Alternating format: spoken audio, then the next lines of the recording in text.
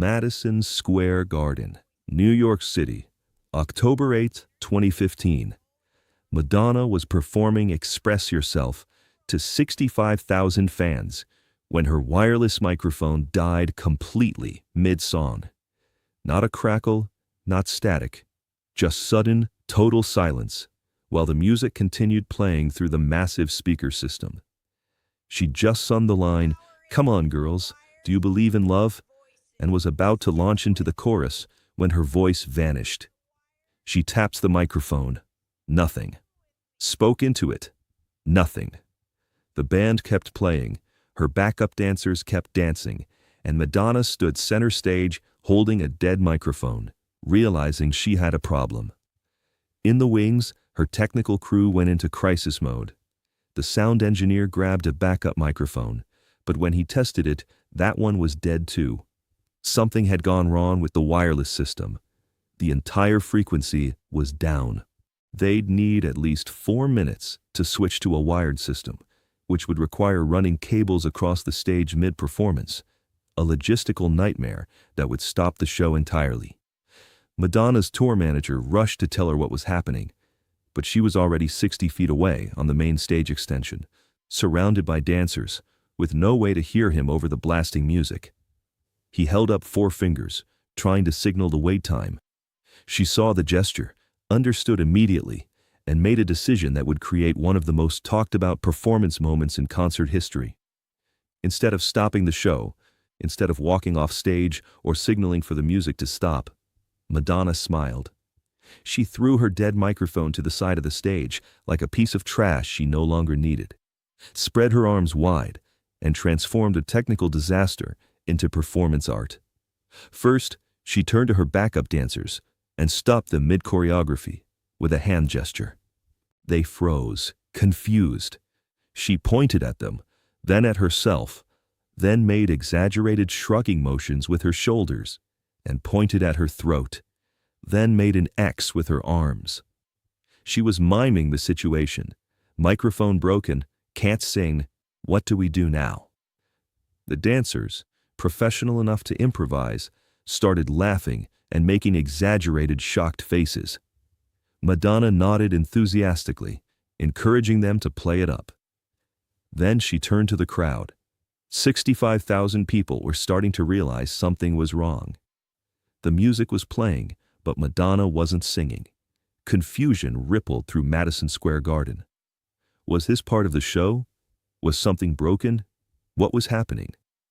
Madonna walked to the edge of the stage and cupped her hand behind her ear in an exaggerated listening gesture. She pointed at the crowd, then at her mouth, then made a singing gesture. The message was clear. I can't sing, so you're going to sing for me. She pointed at different sections of the crowd and conducted them like an orchestra, raising and lowering her hands to indicate volume. When she pointed at the upper sections and raised her hands high, those sections roared the lyrics. When she pointed at the floor seats and lowered her hands, they sang quieter. She was creating dynamics, building a performance, using 65,000 people as her instrument. But that was just the beginning. The song Express Yourself has a specific message about empowerment and not settling for less than you deserve. Madonna decided that if she couldn't sing the words, she would show them. She began teaching the crowd sign language. She made the sign for express, pulling both hands away from her chest like she was pulling something out of herself and showing it to the world. The crowd tried to copy her. Thousands of hands pulling away from thousands of chests. She nodded enthusiastically and did it again, bigger, making sure everyone understood. Then she made the sign for yourself, pointing emphatically at her own chest with both index fingers. Again, the crowd mimicked her. 65,000 people pointing at their own chests. She put the signs together. Express yourself. Pull out from the chest, point to yourself. The crowd did it with her, and suddenly Madison Square Garden was filled with people signing while singing the words "Express Yourself" at the top of their lungs. Madonna's face lit up with genuine joy. This wasn't in the script. This wasn't rehearsed. This was real creativity happening in real time, born from necessity and transformed into something beautiful. The song continued. Madonna used the 4 minutes of silence to create a masterclass in nonverbal communication. She acted out the lyrics with exaggerated mime artistry. When the words "don't go for second best" came up in the song, she held up 2 fingers, then made a disgusted face and threw the number away like garbage, then held up 1 finger triumphantly and pointed at the crowd. The meaning was clear. Don't accept second place. You deserve to be first. For the line "long stem roses," she pretended to hold a flower, brought it to her nose, smelled it dramatically, then shook her head no and threw it away. Then she made a crown gesture on her head and pointed at the crowd. The message: you don't need flowers, you need a crown. You're royalty. Every lyric became a story told in movement. Every message in the song was amplified through gesture, expression, and the increasingly engaged crowd that was now singing every word at maximum volume, no longer needing Madonna's voice because they'd become the voice themselves. Her backup dancers caught on to what she was doing and joined in, creating group tableaux that illustrated the song's themes. When Madonna made the sign for "don't settle," 5 dancers created a human chain and she broke through it, demonstrating breaking free from limitations. The crowd went absolutely wild. At one point, Madonna grabbed a backup dancer's hat and used it as a prop, putting it on different dancers' heads and either shaking her head no or nodding yes, teaching the crowd to be selective, to choose what's right for them, to express their standards. It was absurd, beautiful, and profound all at once. The technical crew in the wings watched in amazement as Madonna turned their worst nightmare into triumph. The tour manager, who'd been frantically trying to fix the microphone issue, stopped and just watched. The sound engineer pulled out his phone and started recording. They knew they were witnessing something special. 3 minutes into the silent performance, Madonna did something nobody expected. She sat down cross-legged in the center of the stage and gestured for the entire crowd to sit down too. 65,000 people tried to sit. Some couldn't because of the seats, but thousands in the standing sections actually sat down on a floor of Madison Square Garden. With everyone seated, Madonna pointed at one section of the crowd and raised her hand slowly. That section stood up and sang. She pointed at another section, and they stood and sang. She was creating a wave of voices, a visual and auditory wave rolling around the arena. People standing, singing, then sitting as the next section rose. Around and around the garden, the wave of sound and movement flowing like water. Then she stood up and raised both arms high above her head. Every single person in Madison Square Garden stood up simultaneously and sang the final chorus of "Express Yourself" at the top of their lungs. The sound was massive, overwhelming, more powerful than any PA system could produce. 65,000 human voices united in one song, filling the arena with pure vocal power. Madonna conducted them like a maestro, making the sound rise and fall, adding dynamics and emotion with nothing but hand gestures and facial expressions. At one point, she made a heart shape with her hands and held it over her head, and the crowd's singing became softer, more emotional. Then she made fists and pumped them in the air, and the singing became powerful and defiant again. As the song approached its end, a stagehand finally appeared with a working wired microphone. Madonna saw him coming with the microphone and held up one finger. Wait, not yet. The song was almost over, and she was going to finish it this way, in silence, with the crowd as her voice. The final notes of "Express Yourself" played through the speakers. Madonna stood center stage, arms spread wide, spinning slowly to see every section of the arena. The crowd sang the last line without her, their voices strong and confident. When the music stopped, there was a moment of complete silence. 65,000 people held their breath. Then the explosion. The ovation was immediate and deafening. People weren't just applauding, they were screaming, crying, losing their minds over what they just experienced. It wasn't just a concert anymore. It was a shared moment of creation, a collective performance art piece that every single person in the building had participated in. Madonna picked up the wired microphone that had been brought to her. Her first words in 4 minutes were simple. "That was the most beautiful thing I've ever experienced." Her voice was thick with emotion. "My microphone broke. The technical crew needed 4 minutes to fix it. And you all just created the most incredible performance I've ever been part of. You didn't need me to sing. You became the song." The crowd roared. "I've been performing for 33 years, she continued. "I've done thousands of shows. I've had incredible production, amazing technology, spectacular effects.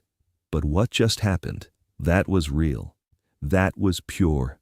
That was all of us together creating something that never existed before and will never exist again in exactly that way." She paused, looking around the arena. "You know what I learned in the last 4 minutes? I learned that I don't need a microphone. I don't need technology. I don't need anything except you. We created music together using our bodies, our voices, our connection. That's what music is supposed to be." The crowd was going absolutely insane. People were filming on their phones, posting to social media in real time. Within minutes, clips of the silent performance were spreading across the internet. "And you know what else?" Madonna said, smiling now. "You learned all that sign language. I saw you signing 'Express Yourself.' You learned to communicate in a new way tonight. That's powerful. That's meaningful. That's what this song is about. Finding new ways to express who you are." She taught them a few more signs. Strong, free, powerful, and the crowd practiced signing to each other across sections of the arena. When Madonna finally continued the concert, the energy had completely transformed. It wasn't a show anymore where she performed and they watched. It had become a collaboration, a conversation, a shared experience where the line between performer and audience had disappeared entirely. The next morning, Madonna's silent performance was trending worldwide. The videos had tens of millions of views. Music critics called it the most innovative response to technical failure in concert history. Sign language advocates praised Madonna for spontaneously teaching ASL to 65,000 people. Performance art scholars analyzed it as a masterpiece of improvised theater. But the most powerful responses came from regular people who'd been there or watched the videos. They talked about feeling seen, feeling heard, feeling like they mattered. They talked about realizing they didn't need to be passive consumers of entertainment. They could be active participants in creating beauty. A music professor at Juilliard used the footage in her classes, teaching students about the difference between perfect technical execution and genuine artistic communication. Madonna's microphone broke, and instead of treating it as a disaster, she treated it as an opportunity, the professor explained. She turned 65,000 people into her instrument. She communicated complex ideas without words. She created something unrepeatable and profound. That's artistry. The American Sign Language community particularly embraced the moment. Videos breaking down the signs Madonna had taught went viral in deaf communities. Several people posted about how they'd been at the concert, how powerful it was to see sign language celebrated on such a massive stage, how meaningful it was that Madonna's response to losing her voice was to use the language they used every day. Madonna herself reflected on it in an interview 2 weeks later. "People ask me what my favorite performance moment has been in my career," she said. "It's that night at Madison Square Garden when my microphone died. Because in that moment, I had to let go of control. I had to trust the audience. I had to get creative in real time. And what we created together was more powerful than anything I could have created alone." The interviewer asked if she'd ever considered doing more silent performances intentionally. "No," Madonna said, "because the magic was in the spontaneity. It was real because it was unplanned. It worked because everyone in that arena had to improvise together. If I tried to recreate it, it would just be a gimmick. What made it special was that it was born from necessity and transformed by creativity. She smiled, but it taught me something important.